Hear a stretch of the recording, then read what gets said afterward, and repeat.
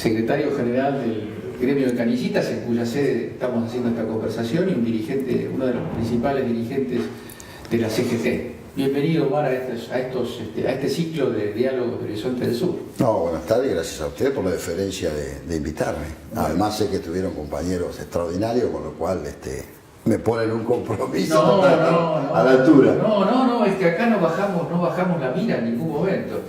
Mirá, yo creo que no podríamos empezar esta conversación con vos sin hablar de una cuestión que nos preocupa y de la cual vos sos no tanto y no solamente analista, sino protagonista y protagonista central.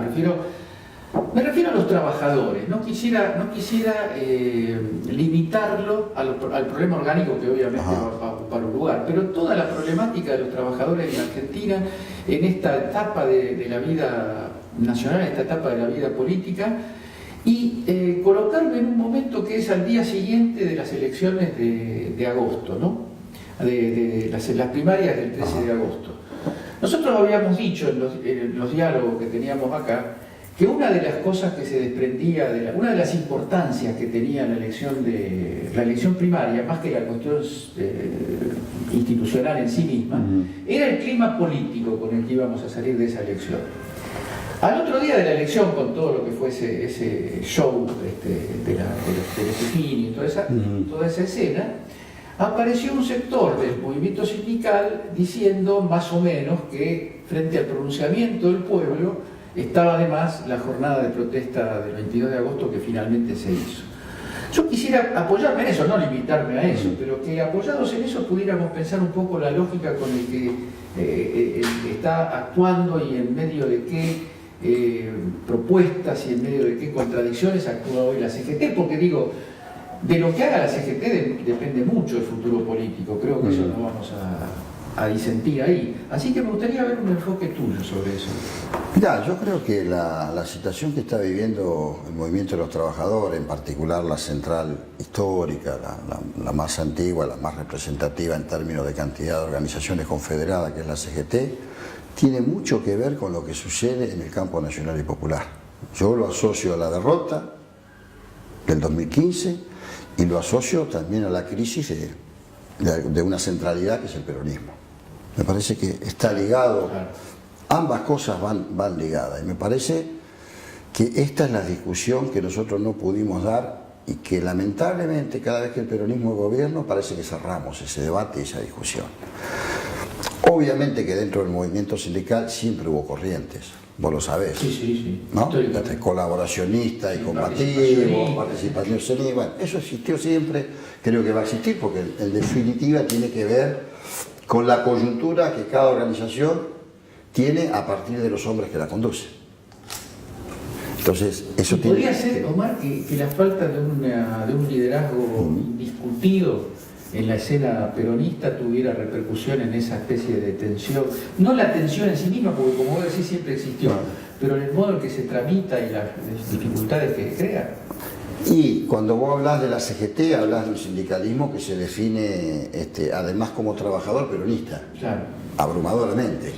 Con lo cual la crisis que tiene el movimiento nacional justicialista se traslada de una u otra manera porque nos pone en discusión.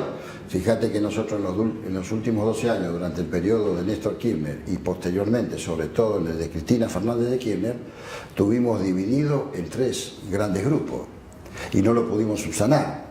Precisamente una de las cosas que algunos planteamos, entre ellos yo, que cada vez que es el gobierno del peronismo cerramos el debate. Posteriormente viene la derrota y lamentablemente cuando viene la derrota aparecen todas las miserias humanas. Este es un problema para mí a resolver a futuro, ahora, porque a futuro cuando vuelva a ser el gobierno del campo nacional y popular, y en particular mientras no surja ninguna otra expresión del campo nacional y popular que supere, digamos, desde lo conceptual, desde lo filosófico, te diría hasta de lo práctico al peronismo, estas consecuencias las vamos a vivir. También debo decir y reconocer que dentro del campo sindical no es fácil construir un liderazgo.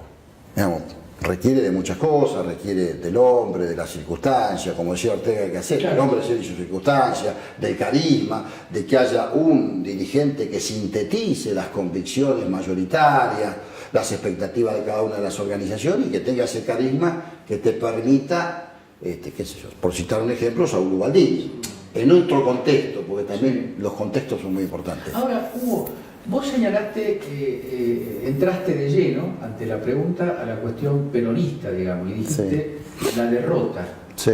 Y más atrás y más adelante dijiste la falta de un debate mientras el peronismo fue gobierno. Las diferencias conceptuales, el debate pendiente, porque el debate pendiente yo me imagino que lo que vos decís sobre la derrota no es el resultado electoral, porque un resultado electoral es siempre una contingencia de la lucha política y de la lucha sindical, de cualquier terreno de masa, digamos. Entonces, pero hay un fondo del debate más allá, ¿o no? Más allá del resultado, de la contingencia de la derrota. Sí. A mí me parece que es una cuestión que tenemos que definir en el siglo XXI, qué significa el peronismo. Y también todas las otras expresiones del campo nacional y popular. Por eso se está produciendo en este momento una situación por demás interesante desde mi perspectiva. Fíjate que los poderes establecidos y sus grandes comunicadores, los que están al servicio de los grandes intereses, todo el tiempo en esta etapa de un gobierno de derecha, conservador, neoliberal como el que tenemos actualmente, ¿qué plantean? Buscan un peronismo republicano. ¿Qué es un peronismo republicano? Es un peronismo subsumido a esos intereses, que responde a esos intereses. Bueno, y aquí es el debate que yo digo que tenemos que profundizar.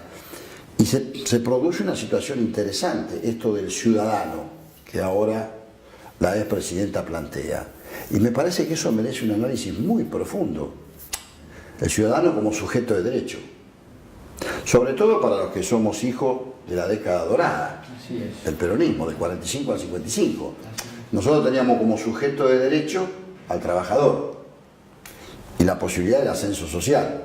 Ahora, entre el ciudadano y el trabajador, ahí tenemos que tener una discusión, porque para mí lo del trabajador es una pertenencia de clase profunda, es una clase, y el ciudadano, un sujeto de derecho interesante, que en esta etapa, cuando vos llevas en una lista, por ejemplo, de representación, llevas a un dirigente de los obreros de una industria y llevas a un profesional y lo pones en un plano de igualdad. Es muy interesante. Ahora, ¿está superado los grandes principios del peronismo? Esa es la cuestión. ¿Sus valores se modifican?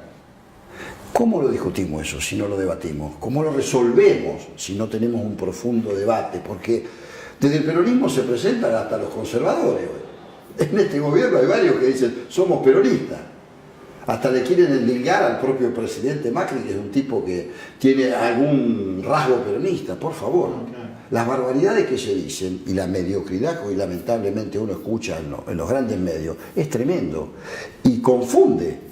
Ahora, sin hacer nombres, porque esto sería entrar en un terreno que por ahí no es el más adecuado. Sí. Y yo noto que hay coincidencias. Voy a tomar un ejemplo, un momento concreto del año pasado, cuando se firma un documento reivindicando la encíclica Laudato Si del Papa Francisco y reivindicando la propuesta de Perón en el 74, la idea del proyecto nacional, un modelo proyecto nacional argentino. Y yo leo ese texto, que está firmado, es un texto con una firma un espacio muy amplio dentro del peronismo, dentro de esa concepción del peronismo, muy amplio. Cuando digo muy amplio, todos entendemos que es con distintas posiciones fuertes en relación a la experiencia de Néstor y Cristina, con distintas posiciones. Ahora, en el texto, a mí me pareció un texto impecable, y el otro día lo estaba hablando con Eduardo Valdés, que es uno de los impulsores de eso, quedó ahí en una especie de limbo ese documento, no tuvo una continuidad, porque para mí ahí hay un programa. Ahora, cuando voy al programa, no es demasiado diferente que lo que se hizo, o lo que se intentó hacer, o lo que debería haber hecho y no pudo hacer o no supo hacer el periodo kirchnerista. Entonces, ¿dónde se produce esa quiebra entre una declaración política, un marco conceptual, y la práctica? Yo veo dos cuestiones, una de fondo y una de forma. La de fondo me parece que sobre todo en el segundo periodo de Cristina Fernández de Kirchner, con la tremenda pérdida que significó Néstor Kirchner, digamos, creo que ahí nosotros sufrimos una pérdida enorme, irreparable. por lo menos en la coyuntura. Nadie es imprescindible, pero lo de Néstor Kirchner, en un proceso donde el campo nacional y popular ponía en cuestionamiento y en crisis, digamos, varias décadas de lo que nosotros veníamos sufriendo y padeciendo, entre otras cosas, los grandes medios de comunicación y el rol que jugaban, por citar solamente una, porque tiene que ver con mi actividad, creo que hubo una obsesión de la reconstrucción de la burguesía nacional que fue en desmedro inclusive del propio apoyo que era el movimiento de los trabajadores. Me parece que estaba obsesionado el gobierno en ese momento de la reconstrucción de la burguesía. Y yo te pongo ejemplos. Recuerdo que en una celebración de la UIA se reivindicaba un discurso del presidente de aquel entonces de la UIA, que era el Vasco de Mendiguren. Sí, me acuerdo. Y se lo ninguneaba al secretario general de una de las CGT, que era Moyano, que en ese tiempo todavía no estábamos divididos, que había tenido un problema familiar serio, y de alguna manera se lo ninguneaba. Esa era la forma, pero el fondo era que se ponía como protagonista a la burguesía y a los trabajadores casi como acompañantes, más allá de que las políticas que se realizaban decía otra cosa. Y ahí se juntaba el fondo y la forma, desde mi mirada. Y creo que eso fue muy importante, porque también las formas a veces hacen al fondo de la cuestión. Ahora, ese proceso de intento, yo no sé si de apoyarse o de construir o de inventar una burguesía nacional. Que por otra parte no existe en la Argentina. Por eso, porque yo creo que no existe, pero es como una especie de objeto político, sí, de sueño, de deseo, un objeto de deseo político, ¿no? Porque eso vino desde Néstor, ¿no? Sí. Siciliano, el banquero, ¿cómo se llama? Bueno, no importa. Brito. No, pero Brito es el que se quedó con el petróleo, que agarró una laguna ahora. Eskenazi. Esas experiencias fueron fracasos. Sí, claro. La nacionalización de YPF revela que eso fue un fracaso, y ni hablar de los ferrocarriles. Pero en el punto en el que Cristina toma esa... Yo creo que desde mi mirada era un distanciamiento, un choque cada vez más concentrado en la persona de Hugo Moyano, digamos, los espectadores, digamos, vimos esa película.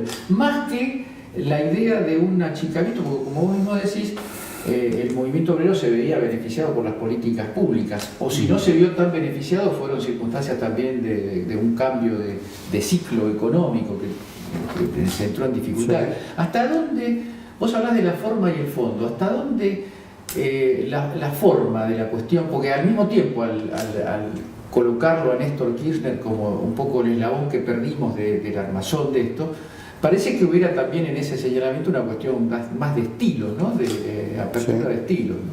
Sí, creo que eso ha incidido también. Me parece otro tema que tampoco se abordó fue el grado de representación que tenía que tener el movimiento de los trabajadores, ya no en área solamente legislativa, que yo siempre lo cuestioné esto a los distintos gobiernos peronistas, exceptuando obviamente a Juan y a Eva Perón, de no tener protagonismo los trabajadores en áreas ejecutivas, por citar. Ministerio de Trabajo, áreas del transporte, ¿por qué no? Digo, sí, nadie mejor que los trabajadores conocen la realidad de su sector. Entonces, ahí viene una definición de fondo que a mi criterio la vengo expresando hace muchos años. Había una frase que usaba Moyano interesante, que yo después le di más formas, creo. Él decía, el peronismo nació antes que Perón. ¿Por qué? Porque los trabajadores fueron el 17 de octubre a rescatarlo a su líder, a partir de allí después nace el peronismo como estructura. Bien. El Partido Laborista. Exactamente, con eso va a las elecciones. Su primera elección la gana con el Partido Laborista. Y entonces, uno haciendo análisis, leyendo a Perón, estudiando a Perón, digo, a mí por lo menos me queda muy clara la definición, que el peronismo es una estrategia de poder de la clase trabajadora. Y si esto es así, obviamente es para debatir, y yo he tenido algunos debates con dirigentes políticos que los incomoda esto, si esto es así, ¿por qué la centralidad no lo tienen los trabajadores?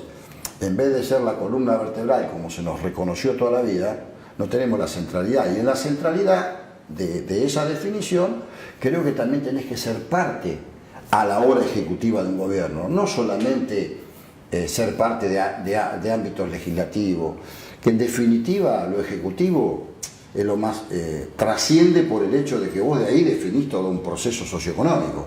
Las políticas públicas. ¿No? Exactamente. Entonces, ahora, Omar, voy a ser un poco sacrílego. bueno, no, porque la tensión entre el laborismo, no me refiero solamente al partido, pero el laborismo como concepción de partido de los trabajadores, de organización de los trabajadores, y liderazgo nacional popular. En la historia del peronismo tiene momentos muy álgidos esa relación. En el propio origen del peronismo, el partido Perón disuelve al Partido Laborista. Exacto. Y mejor no entremos en los detalles de cómo, ¿no? Pero digo, y después Bandor con la idea del peronismo sin Perón, sostenido centralmente en la estructura sindical. ¿Cómo, vos pensás que lo de Cristina es lejano, extraño a esa historia de las tensiones entre los liderazgos nacionales y los dirigentes sindicales o los dirigentes laborales, digamos? No, yo creo que no. Yo creo que Cristina tiene mucho que ver con todas estas contradicciones que nosotros tenemos. Algunas son secundarias y otras no tanto. Me parece que, es más, yo creo que Cristina también puso en discusión las viejas estructuras, o las históricas estructuras. Una, la del PJ, como partido, como herramienta electoral. La otra, la propia dirigencia sindical, porque Cristina siempre le habló a la masa de los trabajadores desde su lugar, sin la intermediación de las organizaciones sindicales, digamos. Esta ha sido una característica de Cristina Fernández de Kirchner, que no era la misma característica que la de Néstor. Ahí hay una diferencia entre ambos, cómo concebían la conducción. Néstor, que tenía como intermediación al movimiento obrero, y que Cristina era directamente con la masa. Bueno, ahí yo creo que pone, por lo menos en crisis, a la dirigencia sindical y al propio peronismo, porque pone tanto al PJ como a la estructura de las organizaciones de la CGT en un debate, en una discusión. Y ahí pasas al plano de lo que yo te digo, lo de forma, que son las relaciones personales, que terminan jugando un papel. ¿Viste por qué? Todo ser humano necesita una caricia al alma. No hay que subestimar eso. Por ahí en esa expresión que tiene Cristina de liderazgo, quizás esa es una nota para analizar y profundizarla. Ahora, incorporó otro elemento que no es ajeno, sino que forma parte de lo que estamos hablando. ¿El movimiento obrero no tiene un déficit de renovación interna de cuadros? Vamos a decirlo en términos que no comulguen con la gorilada izquierda, digamos, ¿no? ¿No hay un problema de circulación de élites, como se diría en la sociología? A ver, yo creo que les pasa más o menos a lo que se define a todas las corporaciones. ¿Viste? Pasa con la empresaria, pasa con la eclesiástica, pasa con la sindical y aún con la política. Totalmente. Porque en la política, yo a veces escucho ahora que hay dirigentes, perdóname que me desvío un poquito, pero tiene que ver con el tema, hay dirigentes que dicen, no, tenemos que renovar al peronismo. Y los que lo dicen fueron en el 83 concejal, en el 85 intendente, en el 90 fueron diputados nacional, después en el 93 fueron senadores, después terminan de gobernadores, ahora vuelven de concejal o de consejero escolar y te dicen hay que renovar, somos la renovación del peronismo. No. Renovación en estos, del 83 para acá hubo dos. La que cabezó Cafiero, de la Sota, el propio Menem, Carlos Grosso, porque veníamos de derrota con Herminio, Luder, el propio movimiento sindical cuando la 62 eran grandes protagonistas del peronismo. Con Lorenzo Miguel, ¿no? Exactamente. Esa fue una renovación, después de la derrota del 83 frente a Alfonsín, y la otra fue la Cámpora, con sus más, con sus menos, te puede gustar más o menos, pero se incorpora una generación al mismo instante que se incorpora la juventud sindical. Sí. ¿Te acordás de una par de ambas juventudes? Sí, fue un momento, un pico extraordinario. Te debo decir y con orgullo, en esta casa nació la juventud sindical. En esta casa, en este sindicato se juntaba la Cámpora con la juventud sindical y el movimiento Evita. Aquí, nació acá. Acá venía Guado de Pedro, el Cuervo Larroque, Facundo Moyano, mi compañero del sindicato Martín Vargas, muchísimos compañeros. De Evita venía Leonardo Grosso, por citar algunos compañeros. Se reunían acá. Aquí nace, ¿por qué? Porque nosotros, acordate, en el 2009 creamos, en Mar del Plata, bien digo, nace el movimiento sindical que construimos con Hugo Moyano, ¿te acordás? Un brazo político que era, digamos, nos parecía que la 62 estaba agotada Y nace aquel movimiento sindical en el 2009. De allí surge la Juventud Sindical. Por primera vez la Juventud Sindical en el 2010 va el 24 de marzo a la Plaza de Mayo, que fuimos varios dirigentes de la CGT que nos acompañaron. Había todo un proceso extraordinario de generación de política, de organizaciones. Bueno, todo eso que me pareció que fue extraordinario, fue muy interesante, me parece que no se supo amalgamar eso de alguna manera. Entonces, renovación en la Cámpora y la renovación peronista después de la derrota con Alfonsín. Ahora bien, después me parece que tenemos muchas contradicciones secundarias que terminan ganándole a lo estratégico. Y ahí tienen que ver las personas. Ahí juegan los dirigentes políticos, sindicales. Me parece que ahí juegan un rol. Y yo siempre suelo decir, a mayor jerarquía, mayor responsabilidad. Todos somos responsables. Y lo otro que yo no veo, cuando vos me hablas de lo sindical, digamos que de alguna manera la velocidad de la política nos ha hecho esta cuestión de no poder renovar. Me parece que lo que se perdió fuertemente es la organización de cuadros. Si bien en el sindicalismo, yo te quiero decir una cosa, hay por abajo una renovación importante. Si vos vas a las seccionales, a las regionales... A los cuerpos delegados, ¿no? Los cuerpos delegados, se generaron varios millones de puestos de trabajo. Claro. Si vos vas a la metal mecánica, el promedio de los jóvenes en la metal mecánica es de 30 años, seguramente. Hay renovación. Seguramente que es un proceso mucho más lento, porque la organización sindical también tiene algo que es central desde mi mirada. La experiencia en la organización sindical es un valor extraordinario a la hora de negociar frente al patrono. Entonces ahí juega el dirigente con años de experiencia un papel muy grande. Pero si vos tomás las 3.000 organizaciones sindicales de base que hay en el país, te vas a encontrar con más renovación de la que vos pensás. Lo que sucede que los grandes medios, y aquí juegan un papel los medios para mí, muestran 30 o 40 dirigentes que hace muchos años que están, y sobre eso bombardean. No te van a bombardear sobre quién está en la Cámara de la Industria, quién está en la Cámara del Calzado, quién está en la Cámara Textil, que hace 30 años que están. No, te bombardean sobre el único contrapoder que tiene un gobierno, que es el movimiento obrero organizado. Entonces, quizás no haya la renovación que uno espera, es muy probable eso. Yo no te lo discuto, porque evidentemente, pero también hay otra cosa. Somos organizaciones libres del pueblo y los trabajadores eligen.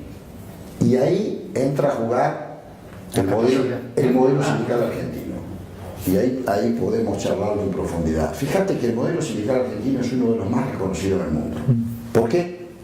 No solamente por su capacidad de conflicto, sino por su gestión y su administración. Salud, educación, recreación, turismo, formación profesional. Todas las organizaciones tenemos un centro de formación profesional que damos salida rápida laboral, no solamente de lo propio, sino de otras actividades. Entonces, esto es central. Por eso es que se ataca permanentemente y se bombardea, digamos, los representantes de los grandes intereses, que son quizás un grupo de periodistas que trabajan para grandes medios que atacan siempre. La caja de los sindicatos, la fuerza material. Exactamente. La fuerza material. Como que no deberían los sindicatos tener fuerza material. Tendrían que ser organizaciones tipo secta que protegen, ¿no? Si son empresarios son los recursos, si son las organizaciones sindicales, respectivamente es la caja. O la caja de los movimientos sociales. Fíjate, o sea, tenemos un problema, desde mi mirada, de conceptualización tremendo. Tremendo. Yo estoy muy preocupado por eso. Y además viene, la preocupación creo que debe contener también lo que viene, ¿no? Porque esa diferencia argentina que vos señalás y que hemos estado hablando con el Beto Pianelli, por ejemplo, que no forma parte de la CGT, digamos, es un modelo sindical, si vos querés, diferente, pero muy afín desde el punto de vista representativo. Muy representativo, muy afín. Él decía, bueno, uno se da cuenta de la fuerza del sindicalismo argentino cuando viaja a otros países. Y sin ir más lejos, los que nos rodean en la región. Ahora, esa diferencia argentina parece ser el objeto de deseo destructivo de este gobierno, ¿no? Porque los indicios que hay es que aquello que no resolvió una dictadura sangrienta, que no lo pudo resolver, la destrucción de la tradición y de la fuerza material del movimiento obrero, ellos lo tienen en su agenda central. Yo creo que, no sé si vos coincidís, de ninguna cosa habla tanto y tan obsesivamente el presidente como de la estructura sindical, de los abogados laborales, del derecho laboral. Parece ser un centro de la escena, ¿no? Mirá, dos cosas con respecto a eso. Una, yo voy a recordar una frase de don Miguel Gasera, que fue un gran maestro nuestro sindical, que fue la pluma de Bandor. Miguel creo que fue la pluma, si no la mejor, ahí estuvo, del movimiento sindical argentino. Y cuando nosotros comenzábamos, yo cuando comenzaba en la Central Latinoamericana de Trabajadores, que aquí la coordinadora era el CAS y estaba Miguel Gasera, entre otros jóvenes estaba Germán Abdala, quien te habla, Smith, el Tano de Genaro, Alfredo Carazo, Horacio Mujica, Alfredito Ferraresi, mirá qué compañero, Cayo Ayala, que delante por Cayo venía, Panchito Gaetán. Era una organización. ¿En qué año me estás hablando? ¿De qué época? Y esto empezó en la dictadura, en el 77, yo te hablo de 80 y pico, no había una sola central como hay hoy, sino que había dos centrales, ¿no? Estaba la CIOL por un lado y estaba la CNT por el otro, que nos llamaban los socialcristianos, la CGT. Y socialdemócratas eran nosotros. Claro, los socialdemócratas era la CIOL y los socialcristianos éramos nosotros. Entonces tenía una discusión dentro del CGT. Y yo me acuerdo que Miguel tenía una frase que definía magistralmente las cosas. Él decía, muchachos, no están todo lo bueno de un lado y lo malo del otro, estamos mezclados. ¿Por qué te digo esto? Porque lo utiliza muy bien este gobierno. Y yo te voy a dar una palabra con la cual se define este gobierno conceptualmente, ideológicamente y económicamente. Y que a mí me preocupa mucho que por lo menos los poquitos que están de este lado periodísticamente tienen que machacar sobre eso. Y con eso habla de lo que vos decías sobre el ataque a las organizaciones sindicales, más allá de los dirigentes, que podemos ver bueno y malo. Pero las organizaciones sindicales, como decía Perón, son como la familia de carácter permanente. Permanente, claro, claro. ¿Sabe cuál es la palabra? Este gobierno habla desde el primer día, escuchalo, emprendedurismo. Sí. Hace poco dijo el Ejecutivo Nacional, escucha esto, dijo que San Martín fue un gran emprendedor. Sí. Yo ese día me desmayé en mi casa. En los programas, señora, no puedo creer lo que estoy escuchando. No reacciona nadie de lo nuestro. San Martín, un gran emprendedor. Se montó en un caballo con un burro atrás y dijo, voy a cruzar los Alpes. Sí, a ver qué pasa. A ver qué pasa. Una cosa increíble, cómo desplaza la palabra solidaridad. En los programas escolares lo quieren, en la reforma escolar que están hablando en la Ciudad de Buenos Aires, uno de los ejes vertebradores es el problema del emprendedurismo. Bueno, es tremendo eso. Fíjate que ellos se jactan de una mentira. Dicen, hemos creado 180.000 nuevos puestos de trabajo. Mentira, primero han recuperado. Pero de esa cantidad que ellos dicen, el 77% son monotributistas. Para cobrar las asignaciones, ¿no? Con lo cual no goza del derecho a vacaciones pagas, a enfermedad, a nada. Digo, eso es un emprendedurismo. Un modelo, ¿no? Un modelo nacional. Exactamente. Bueno, ¿cómo luchamos contra eso? Y aquí juega el rol de la comunicación, de los medios. Ahora, Omar, en esa idea nefasta, no es un salto en calidad de lo que las grandes patronales vienen haciendo, yo diría desde la década del 70 con la dictadura, de debilitar al movimiento obrero sobre la base de la tercerización, separar, dislocar la estructura de vida incluso de los trabajadores, ¿no? Yo comparto totalmente lo que vos decís y yo creo que en los 12 años que estuvo el kirchnerismo teníamos que haber profundizado eso. Con Néstor primero, con Cristina después, el rol del movimiento de los trabajadores en un proyecto y en un modelo de nación. Teníamos que haberlo profundizado. No te olvides que nosotros llegamos a presentar en el Congreso un proyecto de participación de las utilidades de las empresas. Sí, que no. Está bien, quizás no era el momento. Fue uno de los elementos críticos, digamos. Bueno, pero ¿por qué no lo discutimos? Quizás no era el momento. Yo coincido con lo que vos decís. Puede haber no sido el momento, estoy de acuerdo. Acordate que estaba, ese proyecto lo firmó Héctor Recalde, quien te habla, y Facundo Moyano. Sí. Lo presentamos por secretario. Por nosotros nos parece que era el momento. De hecho, Bancario logró algo de eso y el SUNDA lo tiene, el Sindicato Único de Trabajadores Neumáticos. Digo, a ver, a mí me parece que estas cosas, se hicieron muchas cosas, pero nos faltó cosas para profundizar, muchas cosas. Y hoy, digamos ya con el diario del lunes, soy uno de los que me doy cuenta que teníamos que haber reformado la Constitución. Yo aspiro que en algún momento volvamos a tomar los 3 artículos de la Constitución del 49. Sí, se está trabajando en eso. Sí, Cholvis, otro grupo de compañeros, excelente. Creo que eso hay que trabajarlo. Esto lo planteo de Cristina, tiene razón, yo con eso lo comparto, como comparto el ciudadano como sujeto, como sujeto de derecho. Yo creo que hay un muy buen planteo de unidad ciudadana. Creo que eso hay que ampliarlo. Ahora, a ver, ¿cómo ponemos esto? Porque es como un rompecabezas para armar. Porque en muchas de las conversaciones que yo tuve con el ministro de Trabajo, que fue ministro de Trabajo, le podés decir cualquier cosa de todo el periodo, porque es responsable de todo. ¿Cómo se compagina esta debilidad? Suponiendo que la haya, y yo estoy de acuerdo con que la hubo, en un gobierno que su lógica, más que una lógica ideológica, un proyecto programático estricto con etapas preconcebidas, su lógica fue reactivar la economía sobre la base de abrir las fábricas y de crear trabajo y de empoderar. No solo de dar trabajo, sino de empoderar a los trabajadores. Ahí parece haber algo que no cierra, que no termina. Una cosa puede ser, bueno, el tiempo es limitado, las crisis que se tuvieron que sostener, habría muchas cosas para decir, pero por ahí vos tenés alguna mirada particular sobre esto. Sí, insisto, yo creo que hay cuestiones de forma y personales que le ganaron a la cuestión de fondo, las cuestiones centrales. Yo recuerdo que terminamos discutiendo por candidaturas. Indudablemente nosotros teníamos hombres en ese momento como Smith, el propio Piumato de aquel momento. En 2011, ¿no? Sí. Hubo otros compañeros que se pretendía que se integraran al cuerpo legislativo. Me parece que el tiempo de alguna manera nos dio alguna razón, que eran cuadros muy formados en ese proceso que había que haber integrado más. Pero también el enemigo hace su trabajo también. Y me parece que todo el tiempo opera. Aprovecho que hiciste incluso menciones personales. ¿No hubo desde esas dificultades formales una dinámica en la que después muchos de los que se enojaron, digamos, para decirlo de modo simple, sumaron a ese enojo una actitud política no del todo congruente con los postulados peronistas, en el sentido que lo estamos hablando acá? Sí, yo creo que sí. De hecho, nosotros tuvimos nuestras disidencias.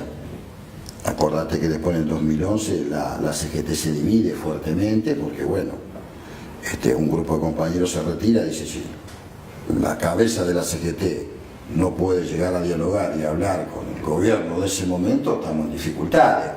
Después tuvimos la dificultad de los dos, porque un grupo nos quedamos ahí con total lealtad acompañando en el caso de Hugo y nosotros no podíamos resolver con Macho, con algún que otro paro, porque no era solamente el tema ganancia, ahí por eso el enemigo jugaba muy bien mediáticamente, nos ponía siempre el tema ganancia y nosotros hablábamos de los problemas que ya se venían produciendo, como el tema de la pobreza, el estancamiento, un núcleo duro de la informalidad, la inflación que empezaba, ¿entendés?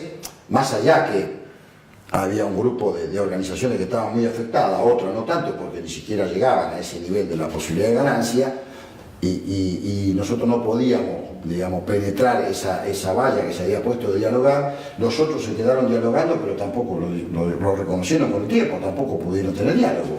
Con lo cual perdimos ambos y perdimos todo, porque el gobierno de aquel entonces no tuvo más este escenario de la 9 de julio y nosotros quedamos divididos y encima peleamos con el gobierno y los que quedaron cerca tampoco pudieron modificar nada y terminamos perdiendo todo. Digamos, eso nos arrastró hasta el 2015.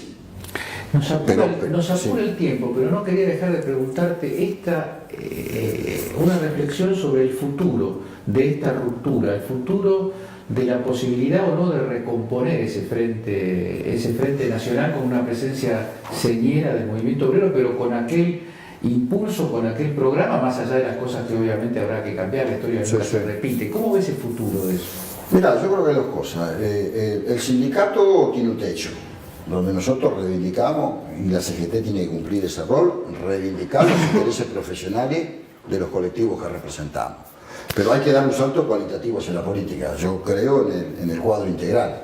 Y en ese salto cualitativo de la política nosotros tenemos que reconstruir el campo nacional y popular. No podemos vivir resistiendo. Nadie soporta eso. En esa reconstrucción creo que está en discusión qué significa el peronismo del siglo XXI. Por lo menos quiero que se me permita discutir eso. Creo que hay estructuras que hay que sí renovarlas, más allá de los hombres, desde el propio pensamiento y desde la propia ejecución. Ejemplo, yo viví algunas experiencias interesantes allá por los años 80, que fueron los consejos de organización de la comunidad. Como militante barrial te lo digo porque bueno, yo fui opositor en el 20 años, así que tengo más derrota encima que Lula, y trabajaba en el barrio y en la política porque el gremio no podía, digamos, hasta que un día ganamos, en el 2006. Y me acuerdo de esa experiencia que le inició Coco Lombardi en Moreno. Esa misma experiencia después se llevó al municipio de Varela, con Julio Carpinetti, intendente, y mi compañero Ernesto Vargas, papá del secretario de prensa mío, un cuadrazo que la aplicó allá, y después fue a Loma, mi ciudad, mi barrio, donde nací, me crié, tengo mi puesto diario frente al hospital, donde mismo donde nací, con Bruno Tavaro de intendente. ¿Qué son los consejos de organización de la comunidad? Es el barrio donde participa la unidad básica, la cooperadora del colegio, la parroquia, el club del barrio, y si hay una delegación de un sindicato también. Todas las entidades barriales. En el barrio, en esas entidades se conforma el Consejo de Organización de la Comunidad que define los problemas y las necesidades del barrio y se las plantea al intendente. Acá hace falta asfalto, aquí hace falta luminaria, aquí tenemos que resolver un tema que tenemos de falta de luz, de cloaca. Eso yo lo trasladaría con una forma superior, por lo menos en la etapa que viene, como bonaerense, a toda la provincia de Buenos Aires. Bien ciudadano ese planteo, ¿no? Exactamente. Por eso creo que lo que está planteando Cristina Fernández Kirchner es muy interesante, ¿eh? La unidad ciudadana es el ciudadano como sujeto de derecho. Ahora, la verdadera transformación surge de la pertenencia de clase, los trabajadores, ¿eh? Digamos, esa es la nave insignia. Pero si nosotros logramos recrear esto en toda la provincia de Buenos Aires y armamos estos consejos de organización de la comunidad o como se los llame, quizás en una dimensión mayor, eso es participación ciudadana, es compromiso con el barrio, la célula básica, la familia, eso es capacitación del cuadro para que opere en todas las circunstancias, en el barrio, en la cooperadora, en el sindicato o en la unidad básica o lo que fuere. ¿La pusiste a circular esa idea o es una primicia? Y con algún compañero muy cercano a la expresidenta le he hablado, con alguien muy cercano. Bueno. Hemos estado hablando de esto porque coincidimos en esa idea y yo le hablaba de esta experiencia y él me habla de una experiencia mayor y yo creo que es lo que viene a futuro y eso nos va a permitir reconstruir el campo nacional y popular, peronista, no peronista, yo peronista, comunista, socialista. De hecho la resistencia contra los tarifazos tuvo ese perfil, las multisectoriales, ¿no? ¿Y cómo se organizaron? Desde abajo. Desde abajo. O sea, desde el pie. Bueno, ahí tenemos el título. El título de esto es desde el pie. Desde el pie. Bueno, yo creo que ahí tiene que nacer esto, por eso a mí me parece algo importante. En cuanto a nosotros digo siempre lo mismo, en cuanto al mundo sindical, al campo sindical digo siempre lo mismo. Siempre recuerdo una frase estratégica del senador romano Tácito, Cornelio Tácito. Él decía, luchan todos separados, son derrotados todos juntos. Y me parece que eso es central. Si no tenemos la capacidad de la unidad como concepción, pero la construcción en el campo nacional y popular va a ser muy difícil. Este gobierno está muy empujado por grandes intereses y creo que no vino para quedarse 4 años nada más. Así es. Bueno, Omar, llegó el momento, yo te agradezco infinitamente, porque fue una experiencia muy buena. Gracias a ustedes por invitarme. Gracias.